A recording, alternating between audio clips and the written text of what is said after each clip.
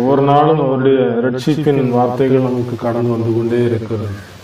எப்படியாவது இந்த உலகத்திலே விலைமதிக்க முடியாத இந்த ரட்சிப்பை நாம் பெற்றுக்கொள்வதற்கு நாம் ஆயத்தம் உள்ளவர்களாக இந்த உலகத்திலே வாழ வேண்டும் என்பது ஆண்டவருடைய மிகுந்த ஆலோசனையாக இருக்கிறது. அன்புக்குரியவர்களே, இந்த நாளிலும் வேதத்தில் சொல்லப்பட்டிருக்கிற ஒவ்வொரு வார்த்தைகளும் நம்முடைய ஆத்மாவை மரணத்தின் வல்லமையில் ரட்சிப்பதற்கு இயேசு செய்த அன்பின் தியாகத்தை நினைப்பூட்டுகிறதாக இருக்கிறது. அதனால் அந்த வார்த்தை குறித்து சிந்திக்கும் போது எபிரேயர் 2ஆம் அதிகாரம் 4ஆம் வசனம் சொல்லப்பட்டிருக்கிறது.